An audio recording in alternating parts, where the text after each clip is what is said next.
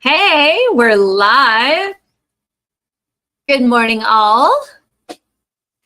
Another Friday on the books. Last one in July, right? So I took my son yesterday to his high school registration. He's in 11th grade, so he's not new to high school, but I was like, how did the summer already, they start school in like 10 days, I think August 5th or something, which is crazy.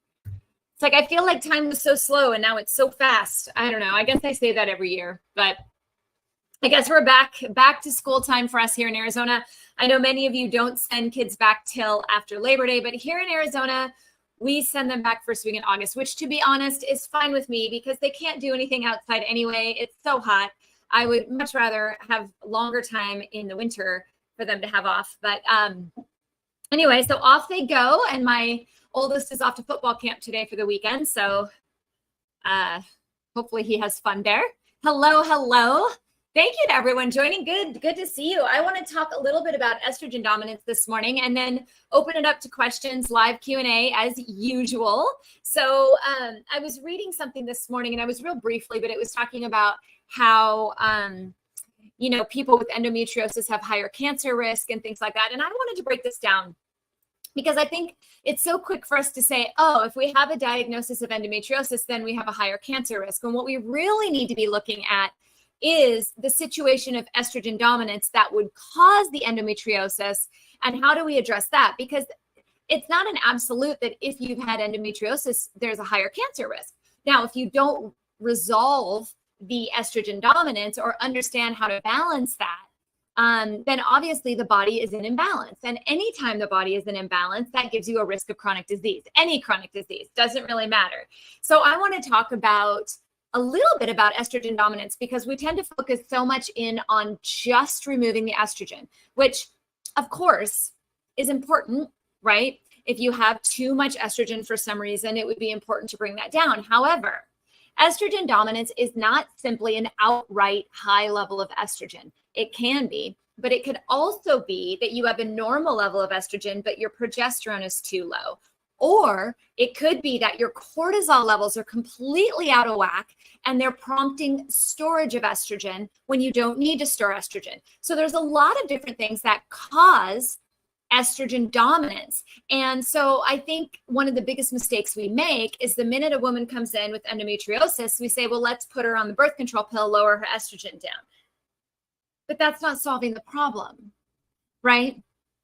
If our pathways are out of whack, let's say that cortisol is causing an estrogen storage and we just take the estrogen down, it's not going to stop the body from trying to store estrogen. It's not going to stop the body from having a reaction, right? It's just going to minimize the symptom. And does it really? I mean, it doesn't reverse the endometriosis, right? So I wanted to open up the conversation to this because this is a pretty common question that I get. How do you lower estrogen? What do you do about estrogen dominance? And it's a multifactorial answer. Number one, obviously, you want to take a look at the liver pathways and clear out excess hormones, whether that's estrogen, whether that's testosterone, whether that's DHEA. You want to make sure that the liver is clearing. In addition, you're also then supporting the liver to clear toxins, right? Toxins from the environment, estrogen factors coming into the body from the external as well, from our food, things like that. The liver has to be supported. In any hormone therapy, the liver has to be supported. And in general, we could argue that our liver should be supported in general because we live in a very toxic world. So that's very important. Also, really important to go hardcore after the adrenal glands. And I mean that by giving the adrenal glands the 4 levels of support that I talked about: nutrition, movement, supplement, and mindset.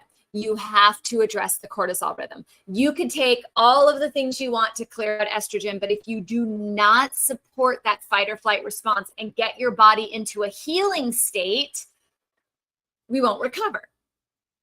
You guys know what I mean by that? I know you guys that are here every week know what I mean by that, but we have 2 nervous systems. We have a sympathetic nervous system and we have a parasympathetic nervous system. And the sympathetic nervous system is fight or flight, run from that bear. You're not going to heal when you're running from a bear, ever. Okay? So you could do everything right. You could eat right. You could take the supplements. You could do the medication and it won't get better because you're still running from a bear, right? Our body has to be in a repair state in order to repair. And this is what I think has changed over the last 20, 40 years is not so much, I mean, obviously there's a lot of different toxins in the environment. There's a lot of different things going on that are changing. But one of the main things that's changed is we're spending far more time in fight or flight. We're spending far more time in sympathetic nervous system. So the body can't repair. So we're finding that treatments aren't as effective. We're finding that other diseases develop when we use treatments, right? So we have to learn to bring ourselves back into that parasympathetic healing state, or we're not going to get what we want out of it. And so often, I mean, many of you have come to me and said, hey, Dr. P, I want to work with you. You've applied to work with me one-on-one. And the number one thing I hear is, I'm exhausted. I've tried everything. I feel like I go to different doctors. I feel like I'm doing my research, I'm doing everything, but I've hit a plateau and I can't get above that. And I don't understand why. So I'm coming to you. And it's a good place to come because most likely the adrenal glands have not been addressed in that entire treatment plan. Not enough. So you have to get your body into a repair, calm, connective, restorative state. If you don't, you're almost wasting money on everything else, right? And we don't want to do that. So it's the same when it comes to estrogen. We're so quick to focus just on the estrogen. And that's great. But my question is why? Why is the estrogen high? Is the DHEA high? Is the DHEA turning into estrogen? Is the cortisol lowering the progesterone? Is the cortisol prompting storage of estrogen? Are there toxins outside the body that are estrogenic that are being put into the body that are not being cleared? I mean, we have a lot of different things to think about here. And all of these need to be addressed. Diet, movement, supplement, and mindset every single time. If you don't address all of them, you will only get so far, right? And yes, as I think I talked about last week, you know, when people come to me, they've kind of evaluated the external situation and they need someone to evaluate the internal situation, which is what I do, right? The lab work, the workups, trying to figure out how is the liver doing? How is the balance between hormones? What are the cortisol levels? What are the thyroid levels? What's the nutritional status? You know, what are we looking at now that's internally caused a stressor that we need to address? And that's why you bring in a physician, right? Is to work on the stuff that you can't see, the stuff that you don't really know exactly what's causing a problem. So if you're one of those people, you've done everything, you're like, oh man, you know, I have a couple options coming up. Just, you know, I have a free challenge coming up in September. I think we put a link on the bio. If we didn't, it'll be up there shortly. You can start signing up now if you want, once it's up there. But I will do a more formal announcement of it as well. But it's a free challenge where every day we do a little bit of those 4 things. So we talk about supplement one day, we talk about nutrition one day, we talk about exercise, and we talk about mindset. And I have you do just a little tiny challenge every day, and it's free. And then there's a masterclass at the end that I'm going to teach about how to 10x your life and your energy. How many people want to 10x their life and their energy? Anyone? I have, but I still would do it again. I still would 10x even more. Why not? Anyone? No one? No one wants to? I also do have the next round of the Total Energy Turnaround program coming up in September as well. So if you would like help and insight and some of the starting points on how to do this, keep watching, keep showing up, and I'll keep announcing stuff so you guys can sign up and do it. I had a question. This is great and so on point. Would you be able to provide this recording? Yes, the recording goes to my feed.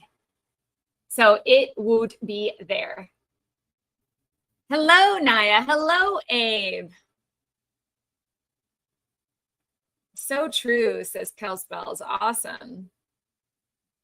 Let's see. Question. Oh, you'd love to know my daily habits and go-tos. Awesome.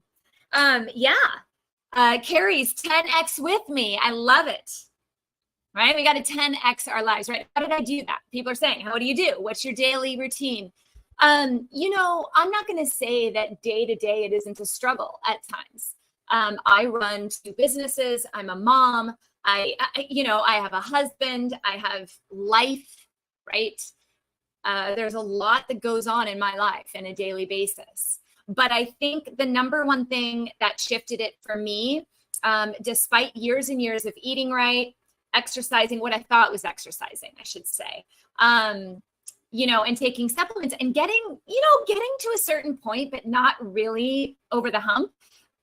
What really changed it for me was a serious mindset shift. Was a serious shift into why the heck am I here? What's the purpose of being here if I can't enjoy every single moment? And really taking a look at what in my life needs to not be in my life and what needs to be in my life. Who are the people I want to surround myself that lift me up, move me forward, you know, encourage me, versus who are the people in my life that maybe I kind of feel like it's always a drain, you know, it's just, you know, I had to do that. I also had to really look at, with every single choice I make, that every single thing in my day is a choice. Nobody's doing anything to me. I'm doing things to me. So if something happens and I'm like, oh, how could they do that to me? Yeah, I get mad for a second. And then I have to go, well, wait a minute. They didn't do anything to me. They just did what they do. Like, I have to make a choice whether or not I'm going to engage in that or not engage in that. And I think with health, that's really important. You know, when we sit down and we say, what are we going to have for breakfast? That's a choice. What we put into our body is a choice. How we handle the stress around us is a choice. Hi, Alex. You know, and so that's what really shifted it for me, was really saying, what are my health goals? I really do want to 10x my energy in my life. I want to be fit. I want to be a grandmother, a great grandmother that can go to Disneyland, that can go to Spain. I want to be involved. I want to be sharp. I want to be here. And so often we push ourselves so far to try to get to that point, when what we really need to do is back up a little bit, take a deep breath, learn how to put ourselves in repair. Because when we're in a repair mode, we're in a parasympathetic mode, we're clearer, we're sharper, our cells are stronger and healthier. The food we put into our body is absorbed better. The exercise that we do is more restorative. The sleep that we have is more restorative. And these are the things we do to 10x our life. And the funny thing is, here's the kicker, is it all comes back to learning how to access the parasympathetic nervous system, which is controlling adrenal function. That's why I'm so passionate about that. Stress is killing us. Would anyone agree? Stress is killing us. Give me hearts, give me thumbs up, give me yes. And does anyone ever talk about it in your regular office visit other than, oh, you're stressed? Oh yeah, that's normal. Good luck. Oh, you're in your 40s. Great. You're stressed out. Yes, you know, it's normal. I'm sorry. I don't accept that. I got 1 heart. Stress is only 2 hearts. Okay. I was just checking. Totally. Thank you. It is killing us. Stress causes diabetes. Stress causes low thyroid function. Stress causes worsening perimenopause and menopause. Stress causes anxiety. Stress causes depression. Stress causes problems with breathing, COPD. Stress causes infection like pneumonias, right? What are our top killers in our country? I just named them. Stress causes cancer. I just named the top things in our country that take us and our loved ones. And stress has a hand in every single one, yet there is no treatment for it. Oh. Jeff says, I seem to add to mine. Well, right. That's going back to the mindset, right? I add to my stress all the time. I try, right? And then I'm like, whoa, Trisha, hold up. Like, really, why are you getting worked up about this, really? I had someone ask me, what pisses me off? What breaks my heart? And what can I do about it? And when I really asked myself those questions, I was like, you know what pisses me off is that we think we don't have control over this. And that breaks my heart. Because we're like, we just have to deal. We just have to deal with it. There's nothing we can do. Baloney. I wanted to use a different word, but I'll be kind. Baloney. We can do something about it, guys. We can. And it starts with those 4 areas, and mindset's the hardest one. So my morning routine, going back to the original question, has to do with staying calm and staying focused. I wake up, I have a cup of coffee. A lot of people say, oh, how can you have coffee? You're an adrenal doctor. Guess what? For me, coffee is a very relaxing part of my day. I get up, I make a cup of coffee, I sit down with my husband. When it's cooler out, we sit outside. When it's blistering hot like it is right now, we sit by the window inside and we look outside and we just talk. We spend time together, right? And then my kids get up. I'll usually try to make them some breakfast. I'll definitely have a conversation with them. And then I go about what I want to do for the day. I still haven't looked at my phone. I want to point that out. I still have not looked at my phone. Unless I'm expecting someone, like a pool guy coming that I have to open a gate for or something like that, I'm not looking at my phone. Right?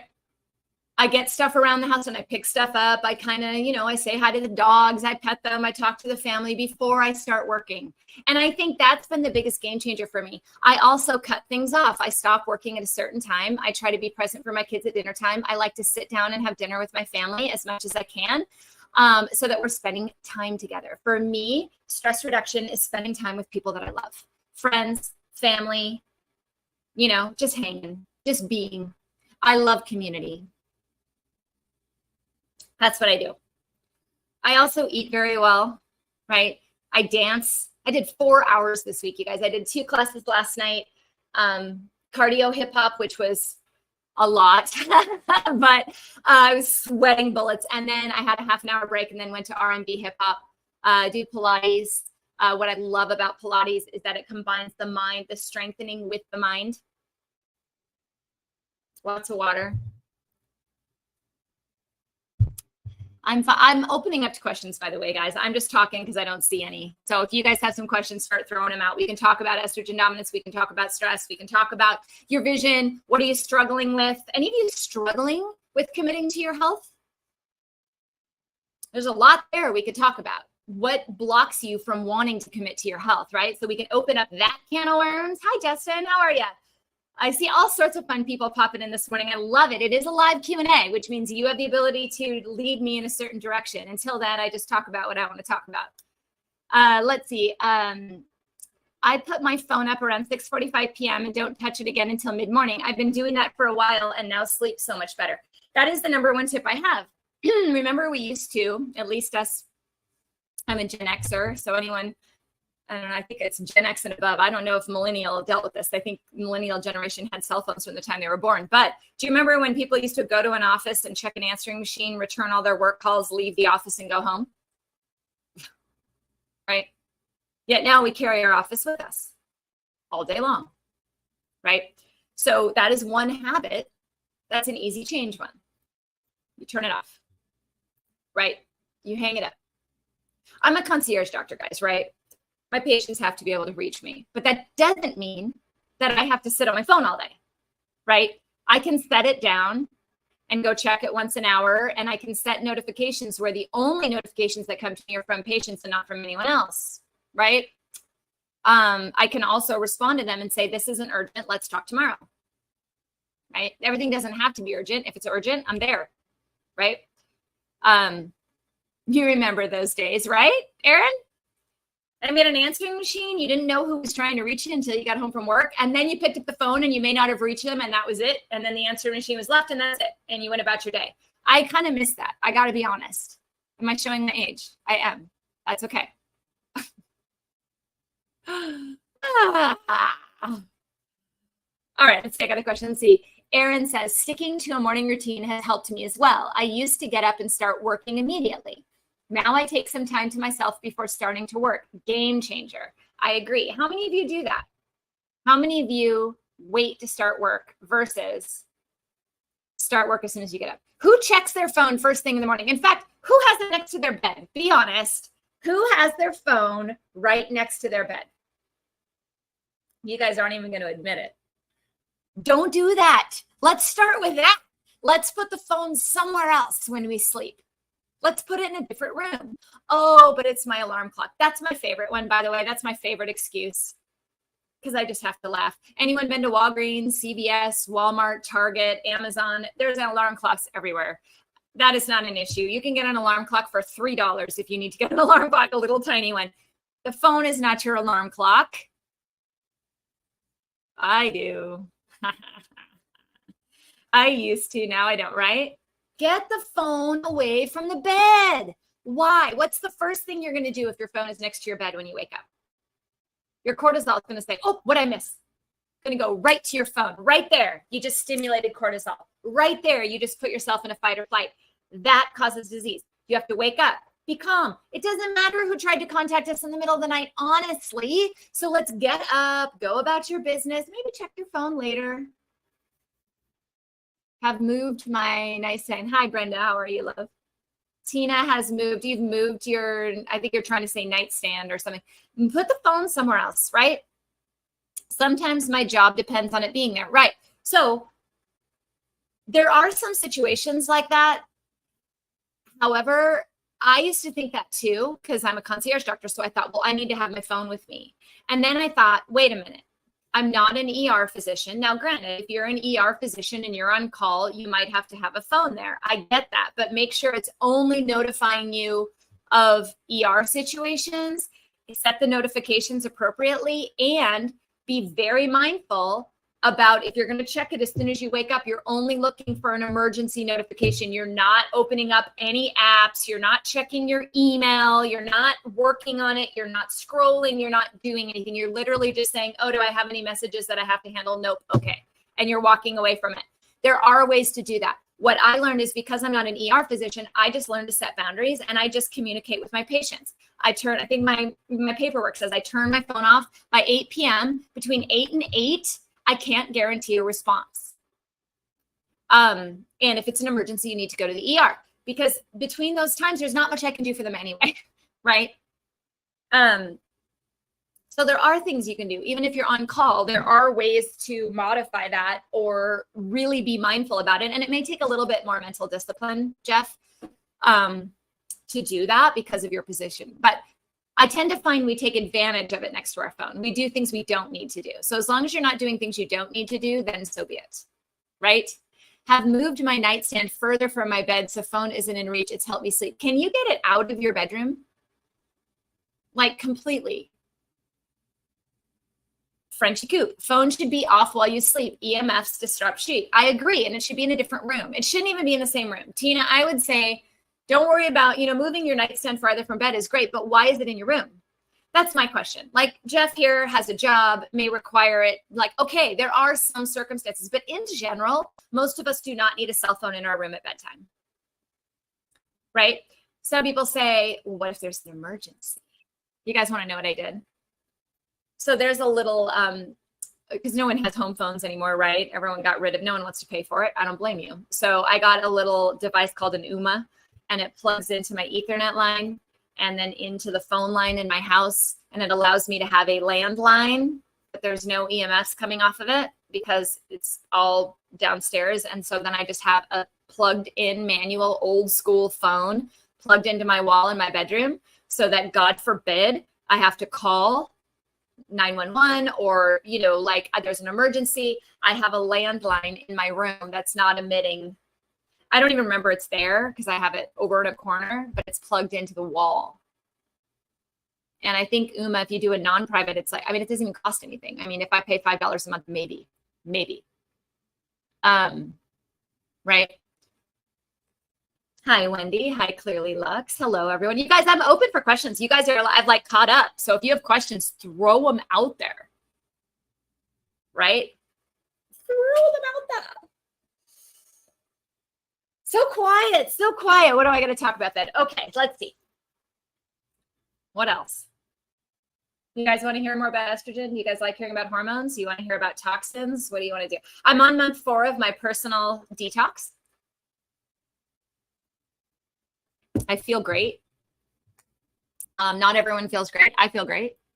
I do have a lot of people doing it with me. They don't feel great. But I think one of the things that doing this has done for me is it's made me realize how much work I've really put on my body. One thing, for those of you out there that are overachievers and you do everything right, coming back to you guys that eat right and exercise and try to do everything and feel like you're kind of always chasing a hamster wheel, there is so much more good going on inside of you that you may not see yet. And this particular detox really did that for me. When I didn't have a massive, horrible reaction, I was like, oh my God, what I've been doing all these years is actually working, right? And I think sometimes we need that reminder because we work so hard, right? Any of you out there, overachievers?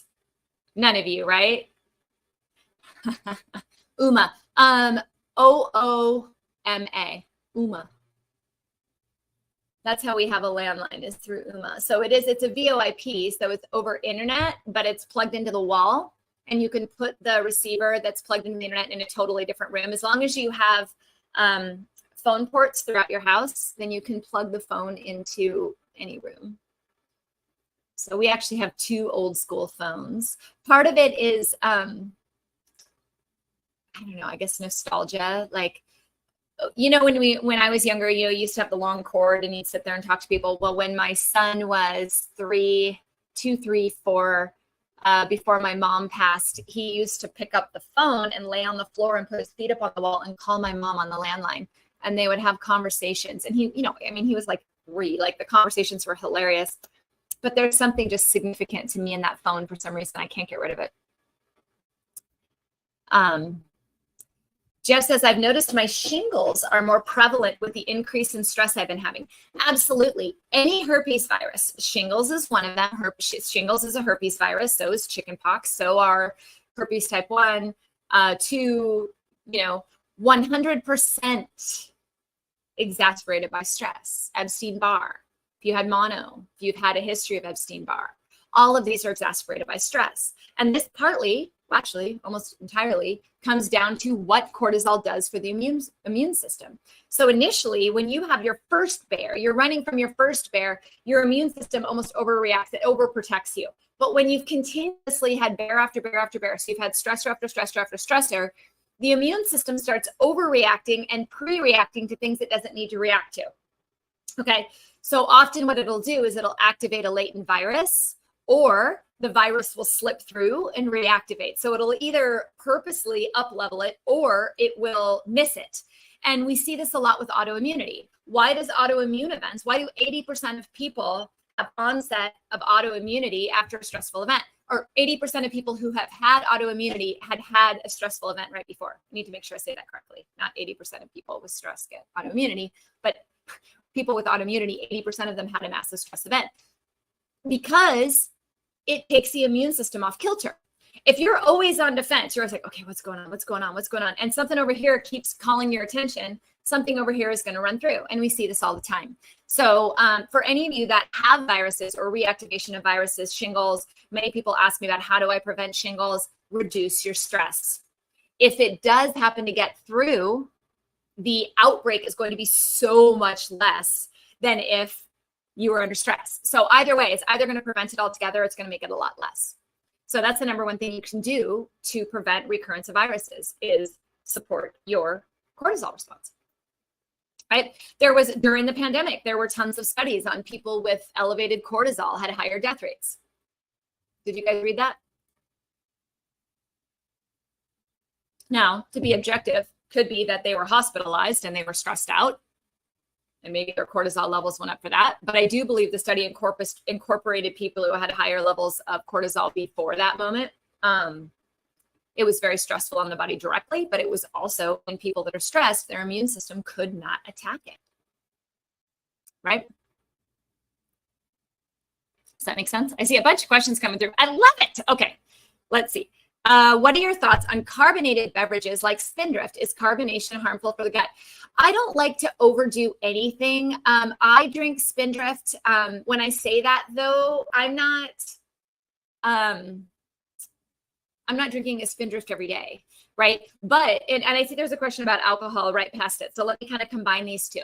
So I use things like Spindrift as a replacement for alcohol. So often what I'll do is I will put sparkling water in a wine glass and drink that. So I think if you have fairly healthy gut health, I don't worry too much about a little bit of sparkling water. I have seen, though, people that have a lot of overgrowths, microbial overgrowths, do bloat and have problems with carbonation. So I think you have to look at that. Also, hidden sugars, natural flavors, additives, things like that added to the water. We have a soda stream, and we just make our own sparkling water out of it. That's what my kids do, because I swear to God, if I put Spindrift in the fridge, like if I bought a 12-pack, it'd be gone in a day. Like my kids, like, you know, we don't drink soda in my house, so our soda is sparkling water. And so we bought one of those machines. We bought the Penguin, which is a glass bottle instead of a plastic bottle, and fill it with water, just filtered water and sparkle that up. And you can control the carbonation with that as well, which is kind of nice. So what do I think about alcohol? I think, first of all, anyone that says that alcohol is healthy is lying, right? I mean, come on, a glass of wine a day will prevent this or that. Baloney. The wine has nothing to do with it. It's the grape, for heaven's sakes, right? So if you drink grape juice, like pure grape juice, or eat or have resveratrol or whatever, that's what's helping your heart. It's not the alcohol. I mean, let's just be real, okay? Now, I'm not saying you can't have alcohol, but let's not glorify the situation, right? If you're putting alcohol in your body, it is impacting your liver. Bottom line, it is, okay? Now, with that said, there are tinctures that have alcohol in them that have herbs that I use. So it's not like you don't necessarily have it, but to think it's healthy, no. So here would be my advice on this. One, moderation is great. If you can avoid it and you don't miss it, then why drink it? For me, I don't really miss it. I do have a drink occasionally. Doesn't excite me a whole lot. If I have a drink, it's because of a social situation where, I don't know, I'm just in the mood to join my friends in a drink. Sometimes I don't. My friends will tell you. Sometimes we're like, let's go out for a drink. And I have sparkling water. And they're like, you're lame. But I'm just not in the mood, right? So if you can go without it, go without it. If you're someone that likes it, maybe you really love the taste of wine. I grew up on wineries when I was a kid, so I understand there's an art there and there's a beauty in understanding the flavor and things like that. That's great. Maybe that's relaxing for you, right? But you have to realize that that's having an impact on your liver. So you have to have other measures in place to combat that. You need to have a healthy diet. You need to exercise. You probably need to take some liver support. Make sure your lymphatics are draining well, right? Drinking a lot of water. Trying not to go overboard, things like that, and realizing that it could cause a problem. Now, if you're someone with symptoms, you have chronic disease, you're not getting any better. What can I do, Dr. Pingle, to improve my lifestyle? Quitting out alcohol is probably one of the fastest ways you can make a pretty good impact on your liver. Right? It's not healthy though. Right? So my thoughts on it is you need to live your life. You need to be able to not feel like you're always restricted and you can't do anything, but you also need to realize what impacts that may have on your health and decide for you whether or not it's worth it or not. Right? And if it is, fine. Like, cool. Same with coffee. Like, I have a cup of coffee every day. Yes. And it works for me. I have other people, they can't drink coffee. They go crazy when they do. Right? And to be honest, I don't particularly feel well when I drink alcohol. Like I'm a really cheap date. I could have a half a glass of wine and feel like I drank a bottle of tequila the next day. So I don't really enjoy that. So I don't enjoy not being alert. It really, I don't like things to hold me back. So I feel like alcohol potentially can hold me back. But not everyone feels that way. Does that help? Thank you. I will reach. That's what I was worried about is emergencies. Yeah, there's an option for you. What do you recommend for viral infections that cause warts? Same thing. We're looking at reducing stress, adrenal function, really managing the cortisol. We're looking at cleaning up the gut. Do we have the good bugs, the bad bugs? How's the digestion? Are we getting proper nutrition, right? And really looking at learning how to control yourself in a sympathetic and a parasympathetic state. These are things that are really important when it comes to any infection. So when I was speaking to herpes viruses earlier, same thing goes for any other virus, right? It comes down to immune function and having the body should take a hold of that, right? Our immune systems are pretty freaking amazing. We were built to overcome that. So if you're finding that you're not overcoming infections, there's a couple things that are really important. Stress response, gut health. Those are two. We'll start there. Stress and gut health.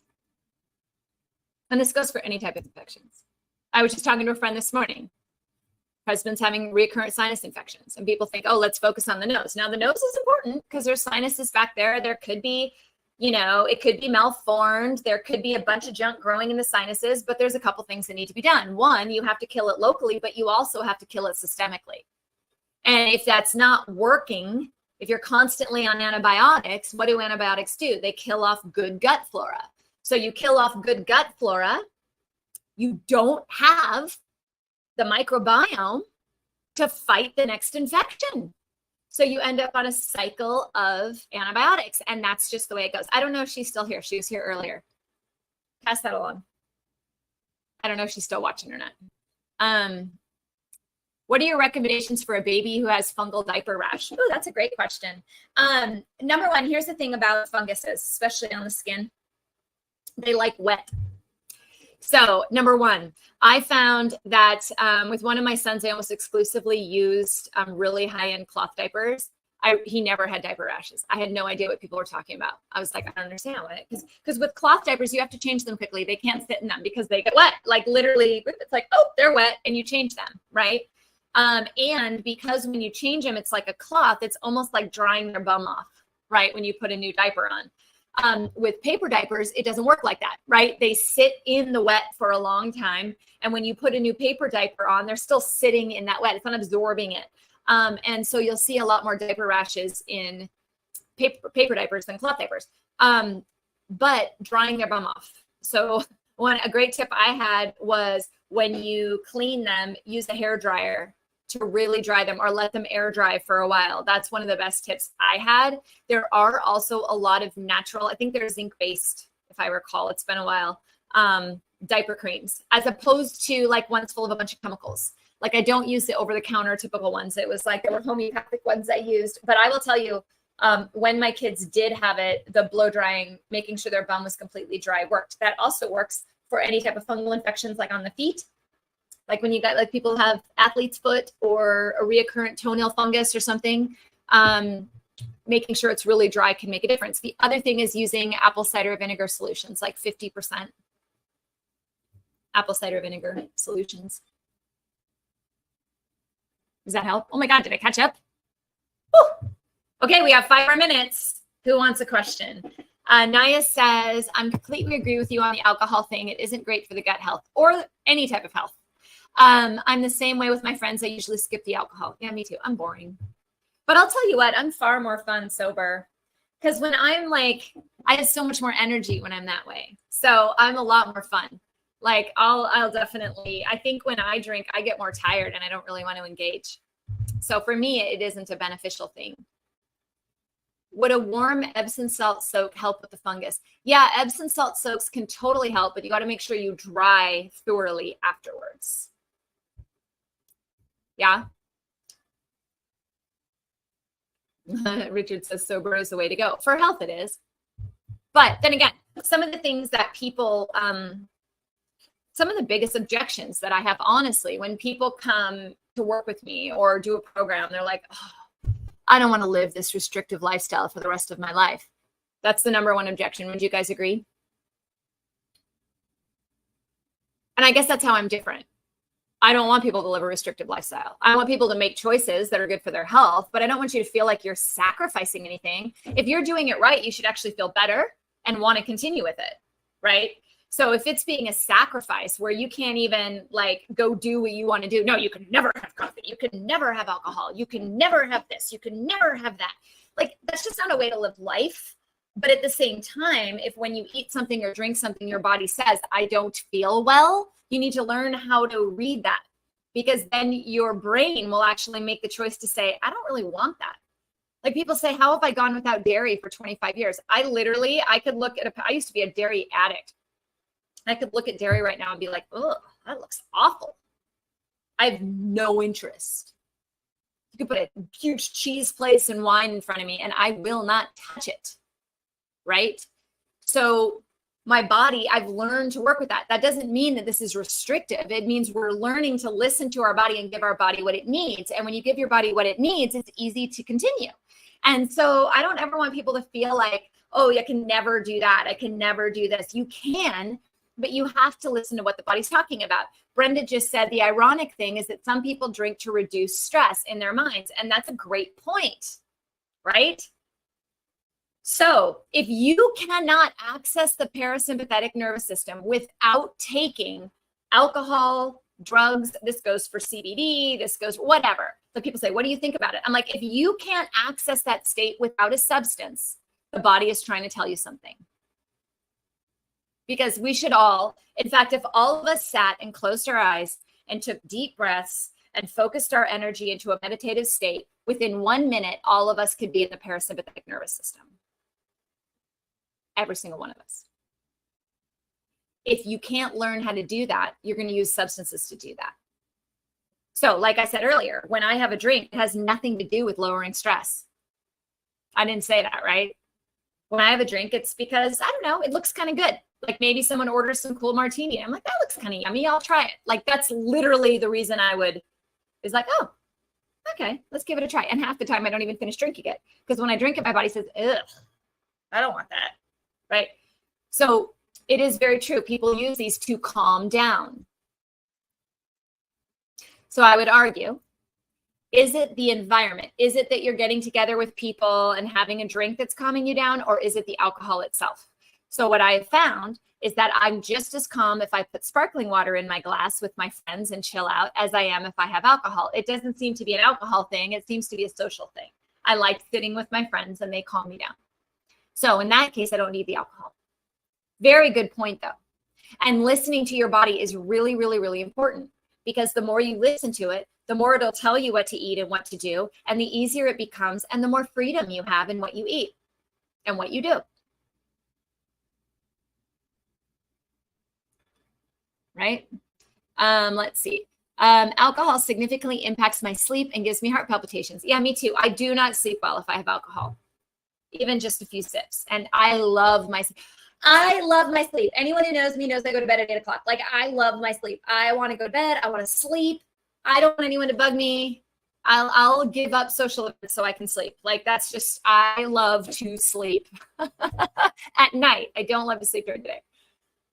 With viral infection like strep, what is the best way to eradicate that? This is not medical advice. Talk to your physician. Some things to look up would be oil of oregano. Look that up. I think I have an article on that. Okay. Wendy says, so true. Listen to your body. I am the same. Dairy, sugar, and alcohol. The thought of eating or drinking is unappealing. Yeah. And that's your body saying, I don't need this right now. So if you're someone that says, I really need alcohol to chill out every day, it relieves stress, your adrenals need help. You need me. Hello, Eli. How are you? I have a couple more questions here, and then I am out the door. Let's see. Maria says, do you know of any natural lotions that help to relieve and prevent eczema? While I am actively working on reducing stress, sleeping better, avoiding processed foods, I need a new lotion. I was using Aveeno for years. Oh, and it really helped me, but now the formula has changed and it has activated the eczema on my hands. Conventional doctors just prescribe steroids. So first of all, Maria, I want to commend you on the fact that you realize this is coming from the inside. You said you're already reducing stress, you're getting rid of processed foods, sleeping better. I would definitely recommend food allergy testing. Most of the time I find that gluten and dairy are definitely involved in eczema without a doubt. So if you haven't eliminated those, I would definitely do a trial of eliminating those. As far as a natural lotion, one of my favorites for eczema is 100% shea butter. Now, you could also use you can use a purified coconut oil as well, but that can get all over sheets and things like that. It doesn't come out real easy. But Aveeno, no. Whatever they prescribe one of those over-the-counter lotions. I think it's Eucerin or something. Oh my God. Have you ever read the ingredients in there? It's horrible.